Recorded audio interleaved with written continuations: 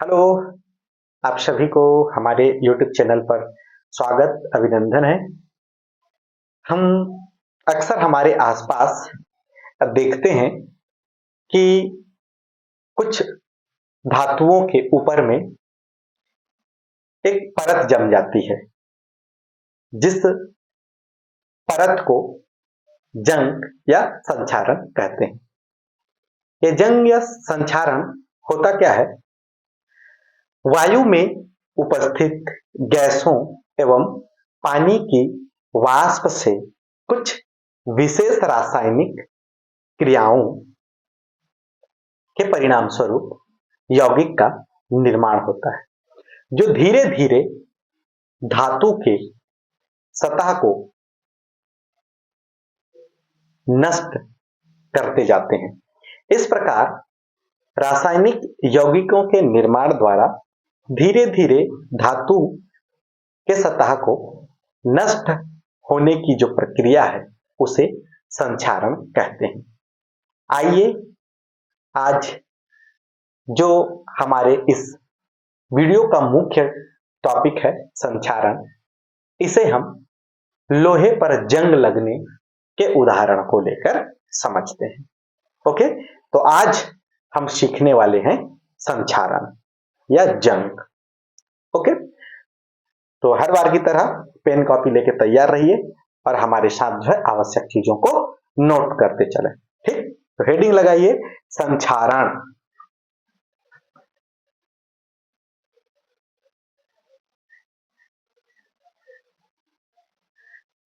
संक्षारण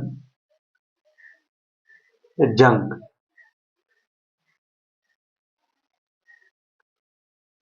वायु में उपस्थित गैसों एवं पानी की वाष्प से वायु में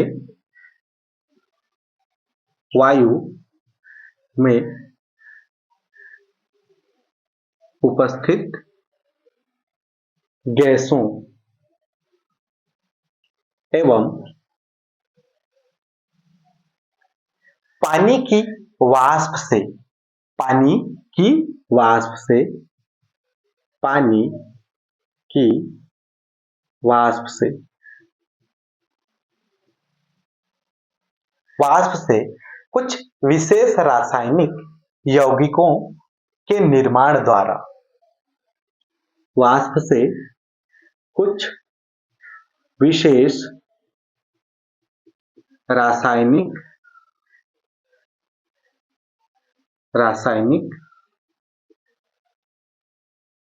यौगिकों के निर्माण द्वारा धीरे धीरे धीरे धीरे धीरे धीरे धातु के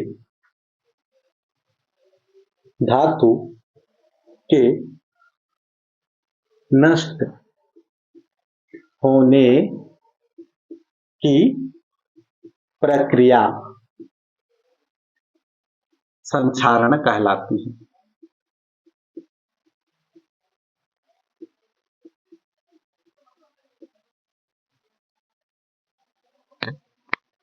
वायु में उपस्थित गैसों एवं पानी की वाष्प से कुछ विशेष रासायनिक यौगिकों का निर्माण होता है, जिनके द्वारा धीरे धीरे धातु के नष्ट होने की प्रक्रिया को संक्षारण कहते हैं। वायु में उपस्थित गैसें और पानी की वाष्प ये आपस में मिलते हैं और विशेष रासायनिक यौगिकों का निर्माण करते हैं, और इनके द्वारा जो है धीरे धीरे धातु के सतह का क्षरण होता है, संक्षारण होता है। इसे ही क्या कहा जाता है? जंग लगना या संक्षारण कहते हैं। उसकी सतह से जो है धीरे धीरे नष्ट होता जाता है धातु, इसे क्या कहेंगे? संक्षारण। ठीक, तो संक्षारण को समझने के लिए हमारे आसपास लोहा जो है पाया जाता है और नॉर्मली हम लोहे में लगी हुई जंग को देखते हैं। तो उसी के उदाहरण से संक्षारण को समझने की कोशिश करते हैं। तो आइए उदाहरण ले लेते हैं, लोहे पर जंग लगना। ओके, उदाहरण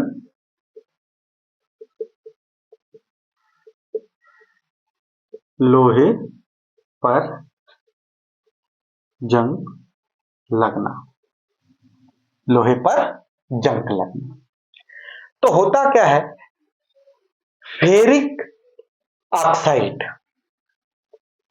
Fe2O3, फेरिक ऑक्साइड, यह पानी, किसके साथ, पानी के जलवाष्प कितने हैं अभी वो पता नहीं है, तो उनके लिए x लिख लेते हैं। x, ये क्या है, फेरिक ऑक्साइड, ये क्या है, फेरिक ऑक्साइड।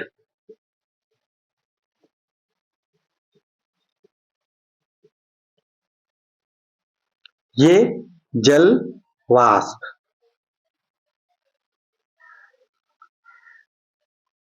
फेरिक ऑक्साइड जल वाष्प से जो है क्रिया करता है और एक जल योजित फेरिक ऑक्साइड बनाता है,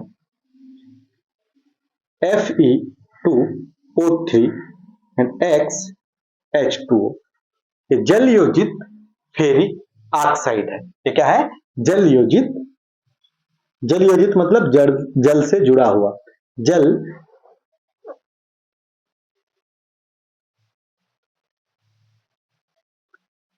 जल योजित फेरिक ऑक्साइड, और यही क्या कहलाता है, जंग कहलाता है। ठीक है, यही क्या है, जंग। तो अब देख पा रहे हैं फेरिक ऑक्साइड वायु में उपस्थित, सॉरी, पानी के जल वाष्प से क्रिया करते हैं और यौगिक बनाते हैं, है ना, विशेष रासायनिक यौगिक, ये यौगिक बना और यही क्या है, जंग है। देखिए भाई, ये आयरन जो है वायु में उपस्थित गैसों से क्रिया करता है और यहाँ पे फेरिक ऑक्साइड बनाता है। तो आइए आगे इसकी क्रियाविधि देखते हैं कि कैसे फेरिक ऑक्साइड बनता है और कैसे जल योजित फेरिक ऑक्साइड यानी कि जंग का निर्माण होता है। ठीक, कौन कौन से फैक्टर हैं जो यहाँ पे जंग लगने में सहायक होते। ओके, चलिए यहां तक स्क्रीनशॉट ले लें, नोट कर लीजिए। हो गया कंप्लीट, ठीक।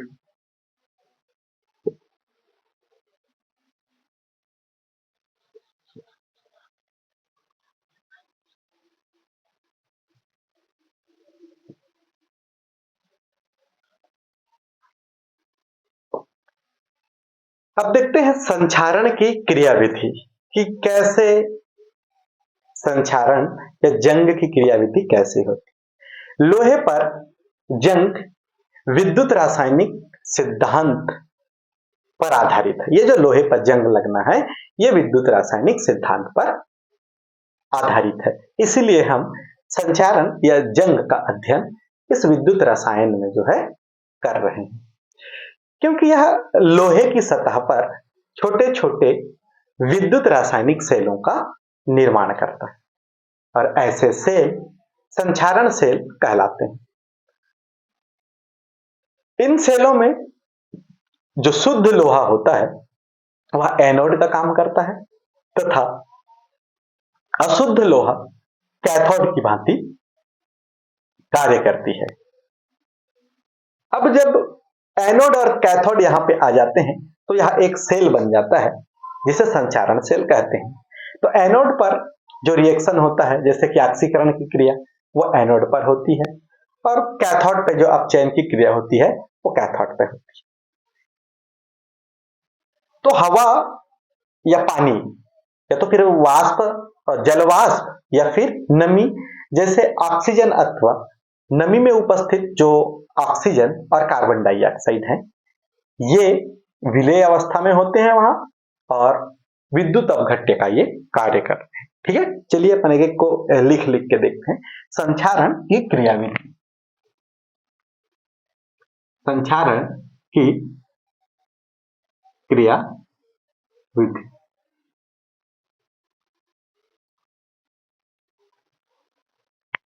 लोहे पर जंग लगना विद्युत रासायनिक सिद्धांत पर आधारित है ना।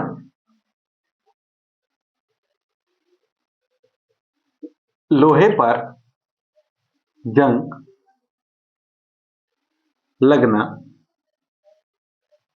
विद्युत रासायनिक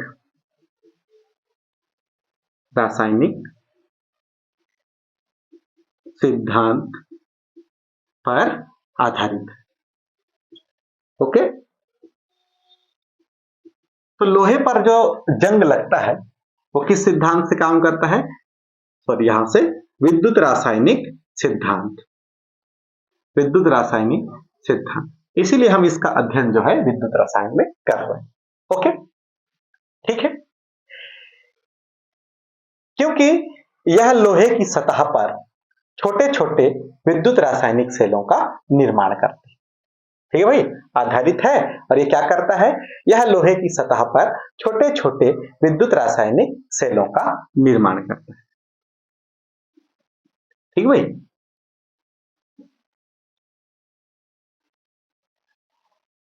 विद्युत रासायनिक सिद्धांत से ही लोहे की सतह पर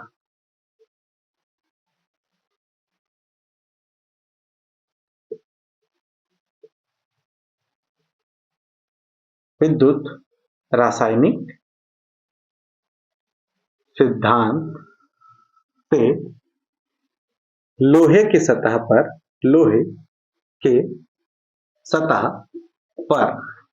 छोटे छोटे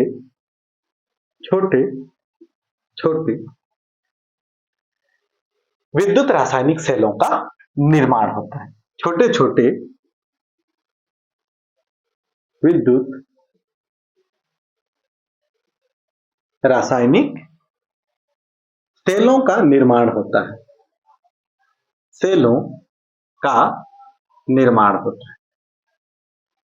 ठीक है भाई, विद्युत रासायनिक सिद्धांत से लोहे की सतह पर छोटे छोटे सेलों का निर्माण होता है। इन सेलों को संचारण सेल के नाम से जाना जाता है। इन सेलों को संचारण सेल कहते हैं। ये जो सेल हैं संचारण सेल कहलाते हैं। ओके, इन सेलों को संचारण सेल कहते हैं। ओके,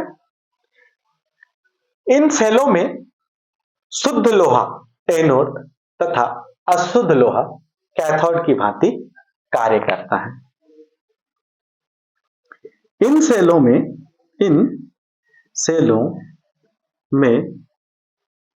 शुद्ध लोहा एनोड तथा अशुद्ध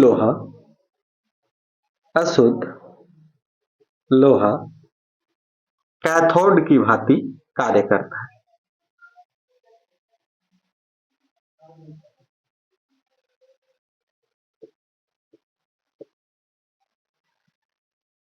इन सेलों में शुद्ध लोहा एनोड और अशुद्ध लोहा कैथोड की भांति जो है कार्य करती। ओके, ठीक। और इनमें उपस्थित नमी, जिसमें ऑक्सीजन और कार्बन डाइऑक्साइड गैस विलय होते हैं, यह विद्युत अपघट्य का कार्य करता है। ठीक है, नमी में उपस्थित गैसें जैसे ऑक्सीजन,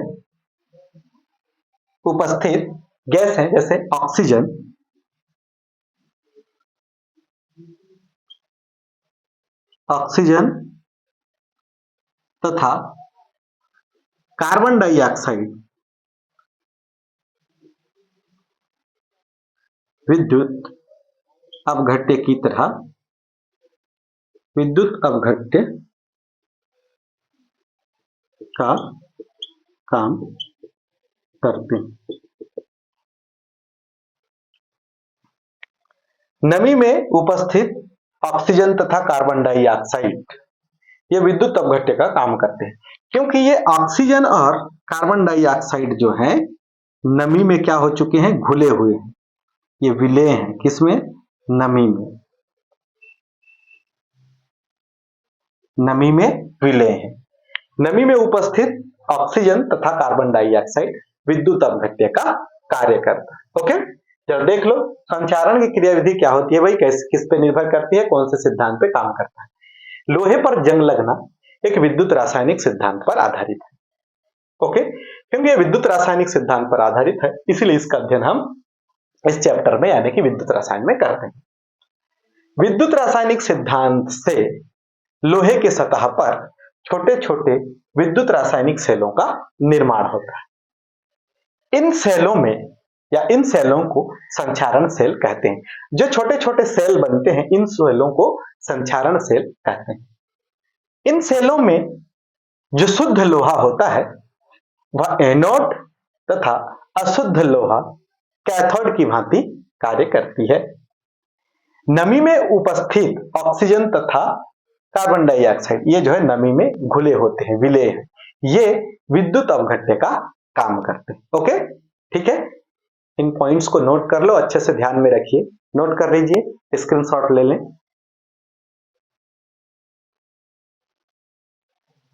ठीक है, हो गया यहां तक? ठीक है भाई।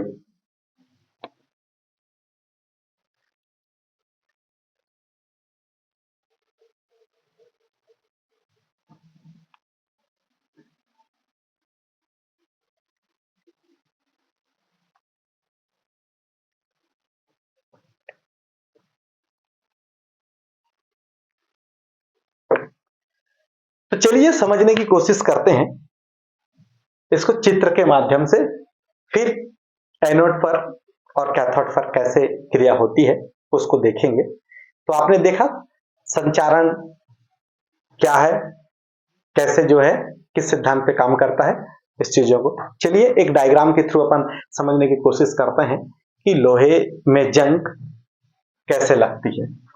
ठीक, मान के चलते हैं यह एक लोहा का परत है, एक लोहा है, एक लोहा है, ठीक है। तो जल वाष्प यानी कि इसके पास कोई एक बूंद होगा, मान लेते हैं ये पानी की एक बूंद है, ये पानी की एक बूंद है जो लोहे के ऊपर में इस तरीके से पड़ा हुआ है। ठीक, अब यहां पे देखें तो ऑक्सीजन की निम्न सांद्रता, देखो ऑक्सीजन इधर बाहर में पर्याप्त मात्रा में है, लोहे के अंदर में ऑक्सीजन की निम्न मात्रा है।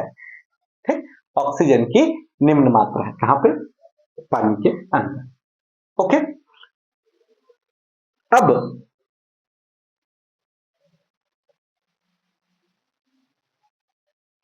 शुद्ध लोहा जो होता है वो एनोड का काम करता है।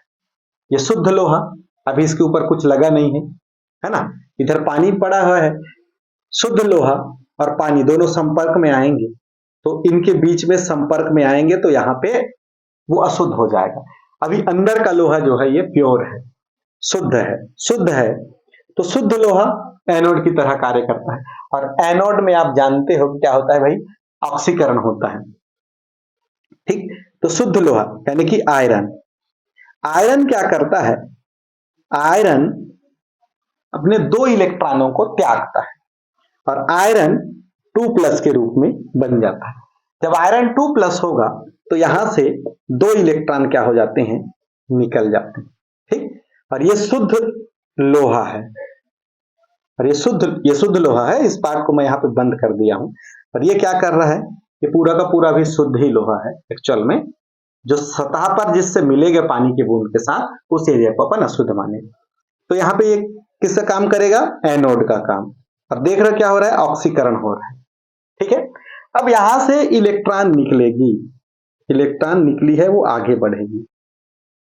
ओके, तो अपन ये देख लेते हैं कि यहां पे जिस जगह पे मिला है, ये पानी के बूंद के अंदर की है, तो ये पानी का बूंद है, ये लोहा है, अब ये पानी का बूंद और लोहा दोनों मिल जाएंगे और यहाँ पे ये वाला क्षेत्र को अपन मान लेते हैं ये अशुद्ध एरिया है। ठीक, पानी के अंदर पानी भी है और ऑक्सीजन भी है।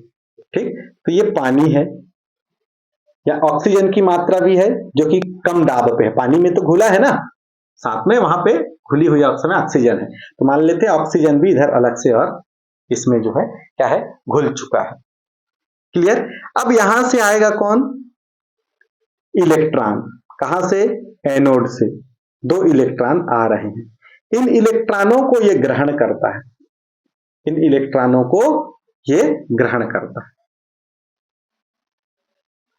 2 इलेक्ट्रॉन है ना, इन इलेक्ट्रॉनों को क्या करेगा, ग्रहण करेगा। तो ये वाटर मॉलिक्यूल, ऑक्सीजन और ये इलेक्ट्रॉन ये आपस में मिलते हैं और हाइड्रॉक्सिल आयन बनाते हैं।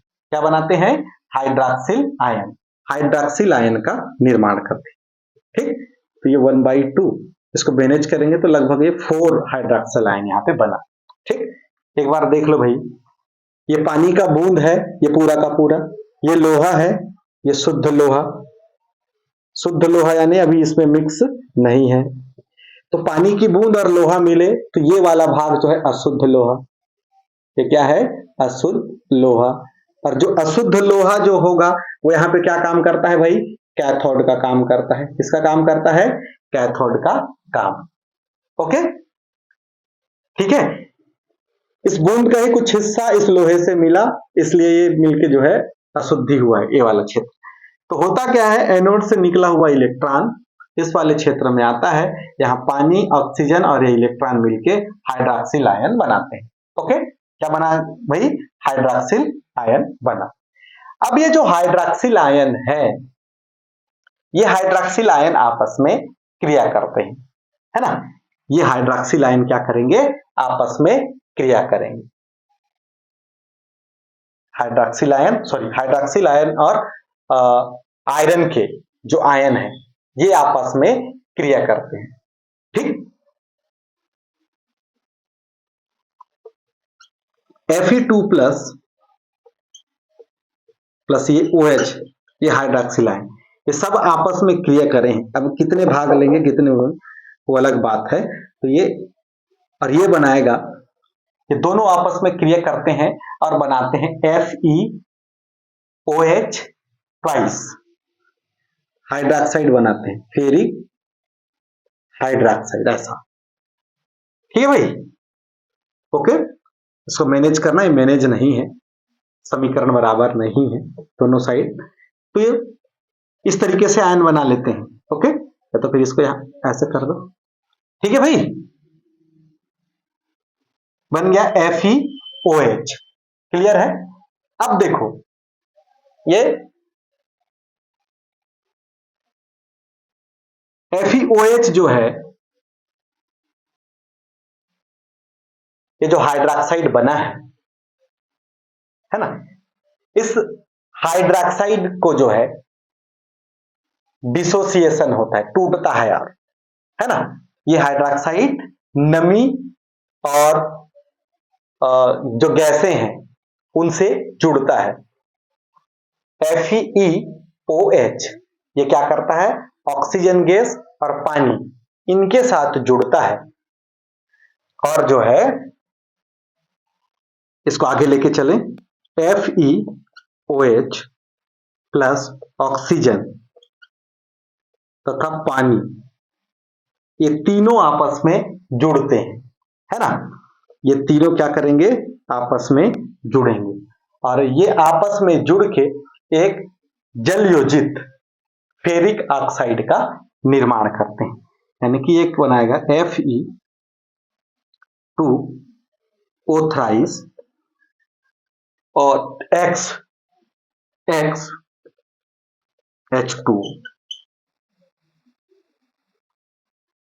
Fe2O and XH2। क्लियर है ना। ये सब इसके अंदर ही हो रहा है, इसको थोड़ा बड़ा बना देते हैं ताकि स्पेस बन जाए,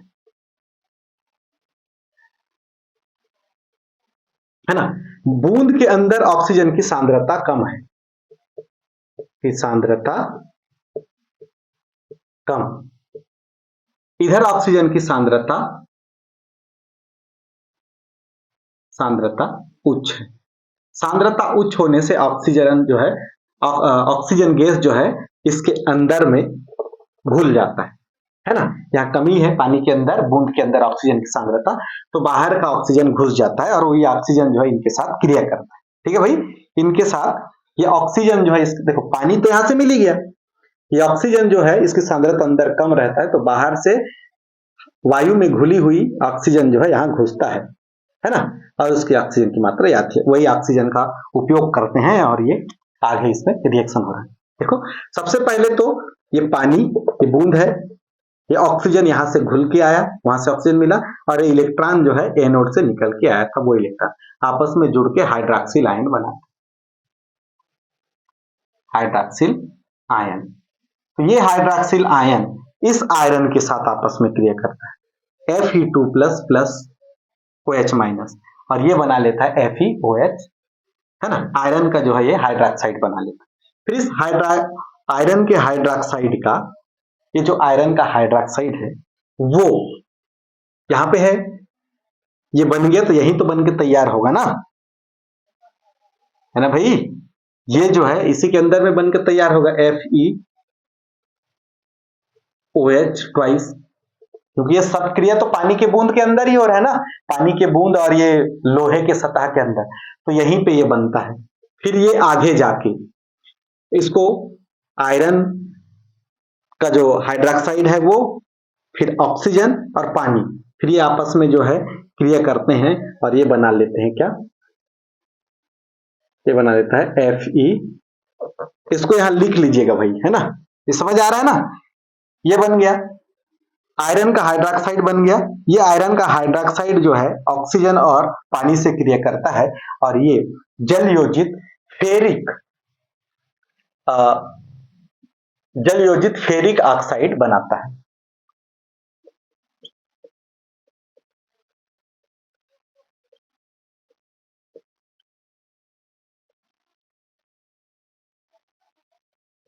जल योजित फेरिक ऑक्साइड का निर्माण करता है और यही क्या कहलाता है भाई, जंग कहलाता है। ठीक, ये क्या है, जंग है। इस तरीके से आप लोहे पे जंग लगना को समझ सकते हैं, लोहे में जंग लगने की क्रियाविधि।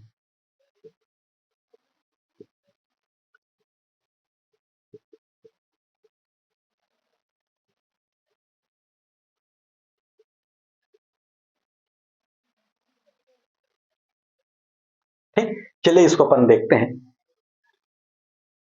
शब्दों में, इसको फिर होकर देखते हैं। एक बार और समझा दें क्या, ये शुद्ध लोहा था, शुद्ध लोहा एनोड का काम करता है, एनोड में होता है ऑक्सीकरण, तो आयरन का ऑक्सीकरण हो गया यानी कि इलेक्ट्रॉन निकल गया, तो ये इलेक्ट्रॉन जाके जो है दूसरी ओर, अब दूसरी ओर क्या क्रिया हो रही है, ये पानी का बूंद है, ये शुद्ध लोहा है, पानी के बूंद और शुद्ध लोहा दोनों आपस में मिलते हैं, तो जितने जगह पे पानी के बूंद का असर होता है लोहे पे, उस वाले क्षेत्र को अशुद्ध लोहा मान रहे हैं। तो ये पानी का बूंद जो है मिलके बना है, तो अपन मान लेते हैं ये वाला क्या है, अशुद्ध लोहा है। तो इस अशुद्ध लोहा जो है कैथोड का काम करता है। ठीक है भाई, कैथोड का काम कैसे, कैथोड में क्या होता है भाई, अपचयन होता है, इलेक्ट्रॉन को वो ग्रहण करेगा।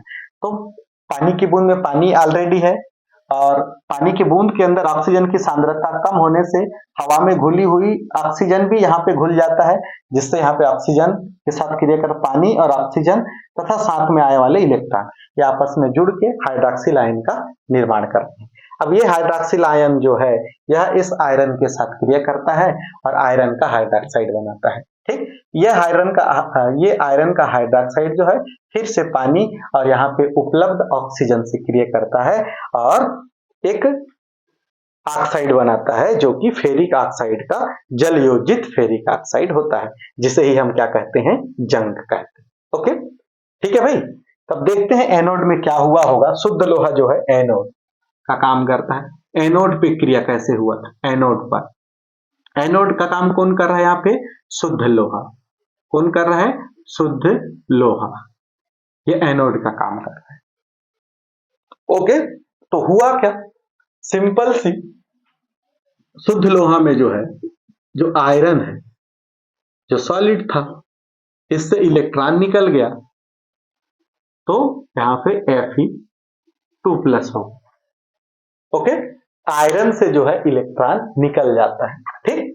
ओके, आयरन से Iron2+, यानी कि यहाँ कौन सी घटना हो गई, ऑक्सीकरण हो। यहाँ इसमें जो है क्या हो जा रहा है, ऑक्सीकरण हो जा रहा है आयरन का आयरन से 2+ में। क्लियर है, बस इतनी सी। अब देखते हैं दूसरा कैथोड। कैथोड वाला भाग कौन सा है, ये क्या है, अशुद्ध लोहा। तो कैथोड में होने वाले रिएक्शन देखते हैं। कैथोड, कैथोड एरिया कौन सा है, अशुद्ध लोहा, अशुद्ध लोहा, जिसमें पानी और लोहे तथा हवाओं का जो है मिश्रण है। ओके, तो ऑक्सीजन की उपस्थिति में एनोड से प्राप्त होने वाले इलेक्ट्रॉन जल के अणुओं के साथ क्रिया करते हैं और हाइड्रॉक्सिल आयन बनाते हैं। ठीक है, ऑक्सीजन की उपस्थिति में, ऑक्सीजन की उपस्थिति में देखो, ऑक्सीजन की उपस्थिति में पानी है ना, ऑक्सीजन की उपस्थिति में एनोड से प्राप्त होने वाले इलेक्ट्रॉन को, ऑक्सीजन की उपस्थिति में एनोड से प्राप्त होने वाले इलेक्ट्रॉन को जल के अणु ग्रहण करते हैं, है ना, जल के अणु ग्रहण करते हैं और हाइड्रॉक्सिल आयन बनाते हैं। ठीक है, ऑक्सीजन की उपस्थिति में एनोड से प्राप्त होने वाले, एनोड से प्राप्त होने वाले इलेक्ट्रॉन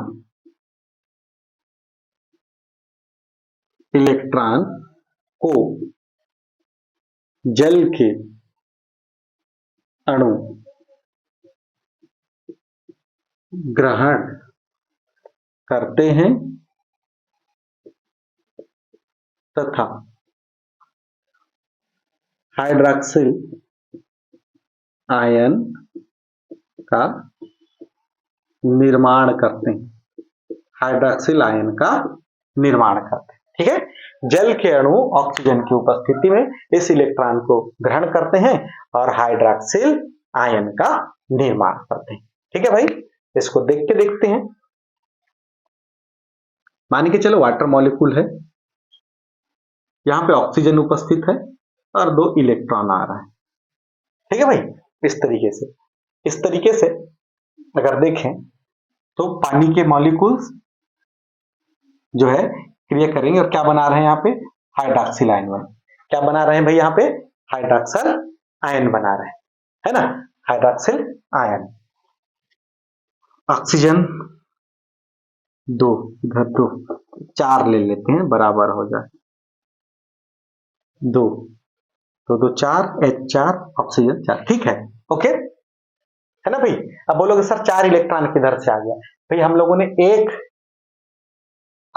आयरन के एक अणु की बात की, तो वो एक ही अणु आता है जरूरी नहीं हो, तो वैसे एक एक अणु से बहुत सारे इलेक्ट्रॉन वैसे निकल के आते हैं। अगर एक अणु की बात कर रहे हैं तो यहाँ पे है ना, हो सकता है एक साथ 1 से 2 कितने सारे अणु आते हैं, तो उसमें से 4 इलेक्ट्रॉन लेना कोई बड़ी बात नहीं। ठीक है, तो इसमें 4 इलेक्ट्रॉन इसके साथ यूज किए और हाइड्रॉक्सिल आयन का निर्माण किए। ओके, ठीक है, यहां तक क्लियर हो गया, हाइड्रॉक्सिल आयन जो है बन जाता है। अब क्या होता है, अब ये हाइड्रॉक्सिल आयन जो है एनोड पर जो Iron2+ है उसके साथ क्रिया करता है और FeOH ट्वाइस बनाते हैं। ठीक है, और ठीक है भाई, तो देखो आगे क्या होता है, इसके आगे Iron2+ तथा OH- आपस में क्रिया करते हैं। ठीक, आयनों की आपस में क्रिया से FeOH ट्वाइस बनता है। ठीक है, आयरन का जो है हाइड्रोक्साइड बनता है। ठीक है, फिर ये आयरन का हाइड्रोक्साइड वायुमंडल की ऑक्सीजन ऑक्सीजन द्वारा नमी की उपस्थिति में हाइड्रेटेड फेरिक ऑक्साइड बनाता है। ठीक है भाई। अब ये क्या करता है अगले स्टेप में, FeOH ट्वाइस जो है ये ऑक्सीजन में उपस्थित नमी से क्रिया करती है ना, वायुमंडल के ऑक्सीजन में उपस्थित नमी से, वायु मंडल में ऑक्सीजन में उपस्थित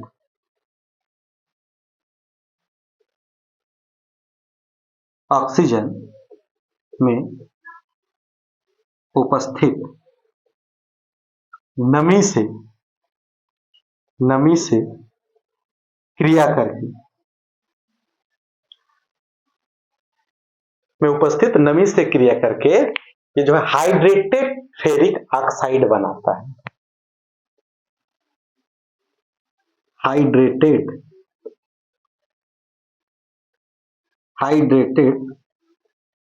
फेरिक ऑक्साइड बनाता है। हाइड्रेटेड फेरिक ऑक्साइड बनाता है। ठीक है भाई, ओके। हाइड्रेटेड फेरिक ऑक्साइड बनाता है, करके देखें। ठीक है, ये वाला रिएक्शन जो हम लोगों ने लिखा था 2FeOH ट्वाइस, ये क्रिया करता है ऑक्सीजन से, ऑक्सीजन में उपस्थित नमी से, ऑक्सीजन में उपस्थित नमी है मतलब यहाँ पे पानी के अणु भी होंगे, है ना। ऑक्सीजन में नमी है मतलब पानी के अणु भी होंगे, ठीक, लिक्विड फॉर्म में।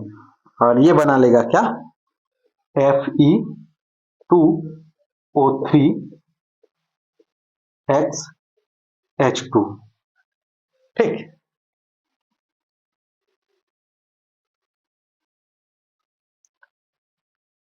ये हाइड्रेटेड फेरिक ऑक्साइड यानी कि जलयोजित ferric oxide, hydrated ferric oxide या जलयोजित फेरिक ऑक्साइड, और इसी का नाम क्या है, जंग।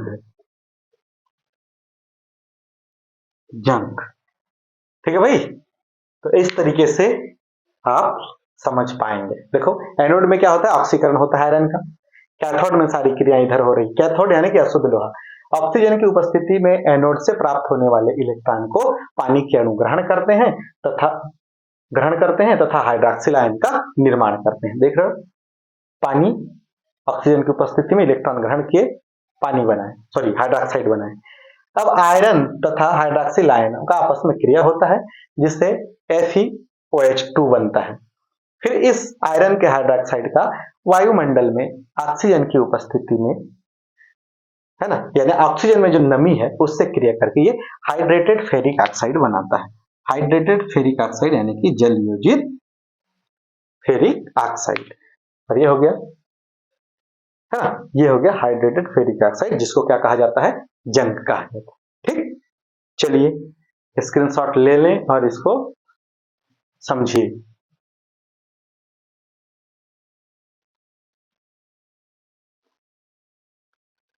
ठीक है भाई, चलें।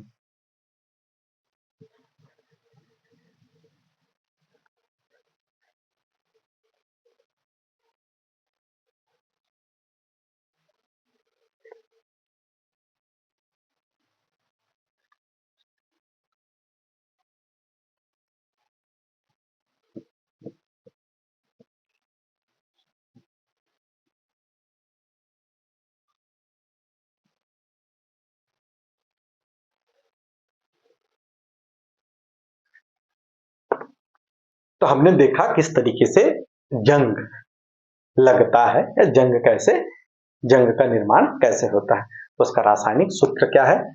अब देखते हैं जंग को प्रभावित करने वाले कारक, है ना, संचारण को प्रभावित करने वाले कारक या जंग को प्रभावित करने वाले कारक, यह किस किस पे निर्भर करती है। ठीक, जंग को प्रभावित करने वाले कारकों में धातु की प्रकृति जिसपे जंग लग रहा है, अशुद्धियों की उपस्थिति, वायुमंडल की प्रकृति, धातुओं की प्रकृति हमने देख लिया, ओके, ठीक है, मतलब भौतिक प्रकृति, एक तो उसकी रासायनिक प्रकृति भी और दूसरा भौतिक प्रकृति भी, और विद्युत अपघट्यों की उपस्थिति। चलिए समझते हैं प्रभावित करने वाले कारक।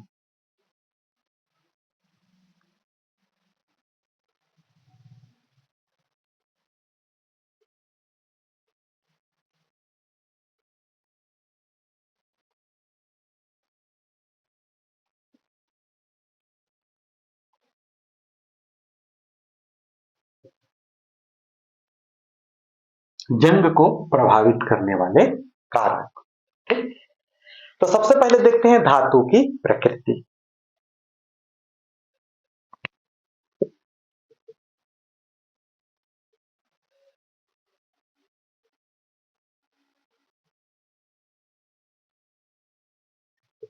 धातु की प्रकृति,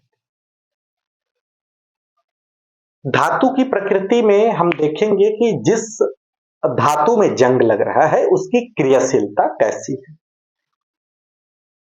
क्रियाशीलता अगर अधिक होगी तो संक्षारण की दर भी अधिक होगा। ठीक है भाई, धातु की प्रकृति में संक्षारण धातु की क्रियाशीलता के समानुपाती होते है ना। संक्षारण धातु की क्रियाशीलता के समानुपाती होते। धातु की प्रकृति, क्रियाशीलता जो है, क्रियाशीलता कि वह धातु कितना क्रियाशील है, वह संक्षारण की दर के समानुपाती होता है, कि दर के समानुपाती है ना। संक्षारण की दर उस धातु की क्रियाशीलता के समानुपाती है, या क्रियाशीलता समानुपाती है संक्षारण की दर से। ठीक, क्रियाशीलता समानुपाती है संक्षारण की दर से। ठीक, इसका मतलब समानुपाती का मतलब क्या है, अगर क्रियाशीलता अधिक होगी तो संक्षारण भी अधिक होगा। ठीक है भाई, अगर क्रियाशीलता अधिक होगी धातु की तो उसके संक्षारण की दर भी अधिक होगा, यानी कि धातु की प्रकृति अगर वह क्रियाशील है तो संक्षारण दर अधिक होगा। अगर धातु अक्रियाशील है तो उसका संक्षारण दर कम होगा, यानी कि कम जंग लगेगा। ठीक है, अगला है अशुद्धियों की उपस्थिति।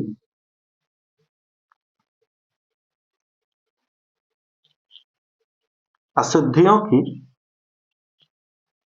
उपस्थिति,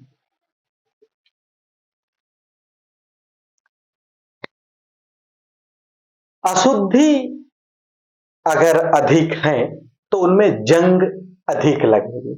ठीक है,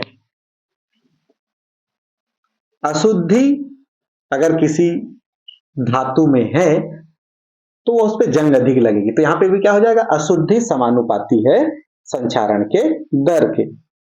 संक्षारण की दर, यानी कि अशुद्धि अगर ज्यादा मिला दिए या शुद्धि मिला है तो उसका संक्षारण दर भी क्या होगा, बढ़ेगा। ठीक है भाई, अगर वह धातु शुद्ध नहीं है, उसमें दूसरे इसका जो है शुद्धि मिला है तो संक्षारण भी ज्यादा होगा। और अगर कोई शुद्ध धातु है तो अशुद्धि मिले हुए धातु की तुलना में शुद्ध धातु में संक्षारण कम हो। ठीक है, अगला है वायुमंडल की प्रकृति, कि वायुमंडल की स्थिति क्या है, वातावरणीय कंडीशंस है ना। वायुमंडल की प्रकृति, वायुमंडल में कैसा स्थिति है, वायुमंडल की प्रकृति, वायुमंडल की प्रकृति कैसी है। वायुमंडल अगर कहें तो वातावरण, नमी, खारापन अथवा वहां उपस्थित गैस है, ये जो है संक्षारण की दर को बढ़ा देती है। अगर वातावरण में नमी हो, वातावरण में जो है कैसा होना चाहिए, अगर है नमी है, ठीक, खारापन है, खारापन, वातावरण में नमी है, खारापन है, ठीक है, साथ में कुछ गैसें जैसे कि कार्बन डाइऑक्साइड, सल्फर डाइऑक्साइड, कुछ गैसें, सल्फर डाइऑक्साइड, सल्फर ट्राइऑक्साइड, ये अगर सभी वातावरण में इस तरीके से हैं तो ये क्या करती हैं, संक्षारण की दर को बढ़ा देती है। संचारण की दर को जो है बढ़ा देती है। अगर वातावरण में नमी है, खारापन है और ये गैसें हैं, तो वो वहां रखी हुई धातु पे जल्दी जंग लगेंगी। ठीक है, समझ में आ रहा है? वायुमंडल की प्रकृति पे भी संचारण निर्भर करता है। अब देखते हैं धातुओं की प्रकृति पर कि कैसे प्रकृति, उसकी भौतिक अवस्था पर, है ना, भौतिक प्रकृति पर।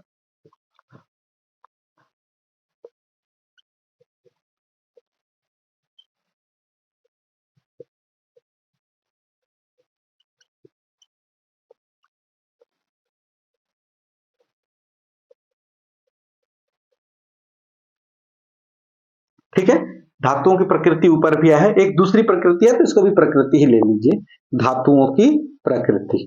देखो यहाँ पे दूसरे प्रकृति पे उसका अध्ययन होगा। जैसे कोई चिकनी हो या समतल हो, है ना, धातुओं का सतह कैसा हो, या तो चिकनी हो या फिर समतल सतह हो या सीधी हो, है ना। धातुओं की सतह अगर देखें, सतह अगर चिकनी हो, कैसा हो, चिकनी हो, धातुओं का सतह कैसा हो, चिकनी हो, समतल हो, समतल हो, तथा सीधी, सीधी कैसी हो, सीधी। अगर ऐसी स्थितियां हैं तो इन स्थितियों में जो जंग है, संचारण जो है वहां कम होता है, इनमें कम संचारण होता है, संचारण यहाँ पे क्या होता है, कम होता है। ठीक है भाई, संचारण जो है इनमें कम होगा। धातुएं अगर है वो चिकना हो, समतल हो और सीधी हो, तो ऐसी स्थिति में उन धातुओं में जो संचारण लगने की जो दर है, यानी कि जंग जो है लगने में ज्यादा समय लगे। वहीं अगर धातुओं को देखें, उन धातुओं की सतह अगर खुरदुरी हो, ऐसा हो, खुरदुरी हो, जो धातु है वो समतः चिकनी ना हो, यानी कि खुरदुरी हो, यानी कि रफ, और वो सीधी ना हो, मुड़ी हुई हो, है ना, मुड़ी हो, तो ऐसे धातुओं पर जो है जो संचारण होता है, उस संचारण की दर अधिक होती है, संचारण की दर अधिक होती है। खुले में रखी हुई खुरदुरी मुड़ी, इन धातुओं में जो है संचारण तेजी से लगने लगे, जल्दी इनमें जो है जंग लगेगा। ओके, ठीक है भाई। अगला है, ये था धातुओं की प्रकृति पर। अगला है पांचवा, विद्युत अपघट्य की उपस्थिति, विद्युत अपघट्यों की उपस्थिति, विद्युत अपघट्यों की उपस्थिति। हवा में उपस्थित गैसें oxygen, carbon dioxide, sulphur dioxide, sulphur trioxide, ये गैसें जो है नमी में घुल जाती हैं और ये विद्युत अपघट्य का कार्य करती हैं। तो विद्युत अपघट्य की उपस्थिति से संचारण की दर बढ़ जाती है। वायु में उपस्थित गैसें,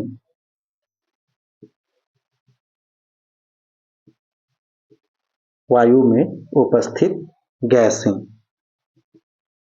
जैसे oxygen, carbon dioxide, sulphur dioxide, sulphur trioxide आदि, ये जो है क्या है, विद्युत अपघट्य, है ना भाई। जंग में विद्युत अपघट्य कहां से आ जाता है बोलने से, ये सब विद्युत अपघट्य। अगर विद्युत अपघट्य उपस्थित हैं, विद्युत अपघट्य उपस्थित हैं, तो ये क्या करती हैं, संचारण की दर को, संचारण की दर को बढ़ा देती है ना। यानी कि विद्युत अपघट्यों की उपस्थिति से संचारण यानी कि जंग लगने की तीव्रता अधिक होती। ठीक है भाई, तो ये थे जंग को प्रभावित करने वाले कार्य। धातुओं की प्रकृति, है ना, अगर धातु की प्रकृति क्रियाशील अधिक है, वहां अगर अधिक क्रियाशील धातु है तो जंग उनमें ज्यादा लगेगा, मतलब इन सबसे जल्दी से रासायनिक क्रिया कर लेंगे और जंग का निर्माण कर लेंगे। अशुद्धियों की उपस्थिति, अगर किसी धातु में अशुद्धियां हैं तो शुद्ध धातु की तुलना में अशुद्ध धातु में संचारण जल्दी होता है। वायुमंडल की प्रकृति, वातावरण कैसा है, उसमें नमी है, खारापन है, उसमें गैसेस है, तो ये क्या करते हैं, संचारण की दर को बढ़ा देते हैं। धातुओं की प्रकृति यानी कि कैसे, सतह अगर धातुओं का सतह अगर चिकना हो, समतल हो और वो सीधा हो, तो इनमें संचारण कम होता है बनिस्पत ऐसे धातु जिनकी सतह खुरदुरी मुड़ी हो।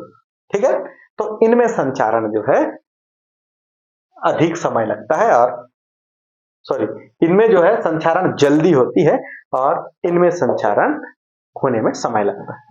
विद्युत अपघट्यों की उपस्थिति, अगर विद्युत अपघट्य हैं तो वो संचारण की दर को बढ़ा देते हैं। ओके, ठीक है भाई, चलिए स्क्रीनशॉट ले लें।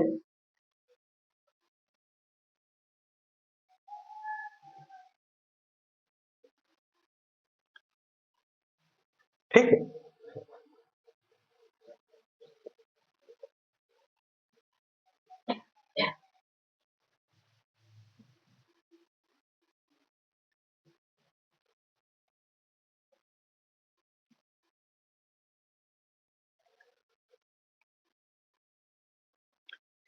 ये तो था जंग को प्रभावित करने कारण कारक।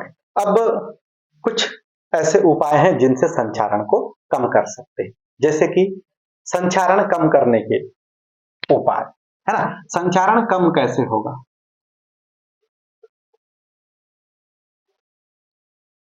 या संचारण को रोकने के उपाय, या संचारण का रोकथाम।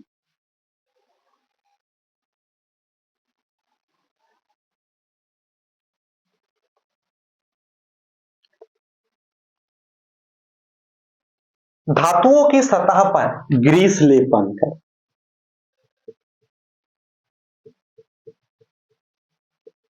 धातुओं की सतह पर ग्रीस लगाकर, ग्रीस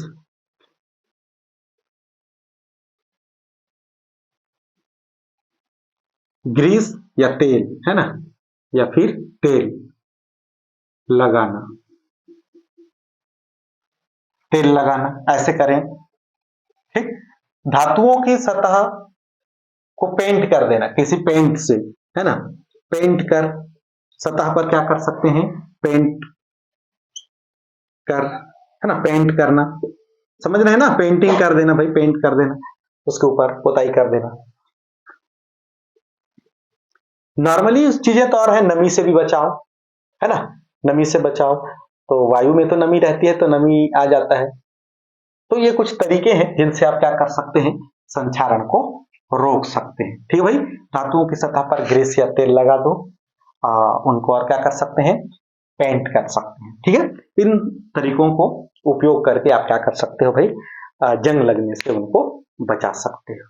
ठीक, तो ये था संचारण, जिसमें हम लोगों ने संचारण के विभिन्न पहलुओं पर चर्चा की, परिभाषाएं देखी, उसकी उसकी रासायनिक अभिक्रियाएं देखे, उसको चित्र के माध्यम से समझा, और इसको प्रभावित करने वाले कारक और क्या क्या रोकथाम हो सकते हैं।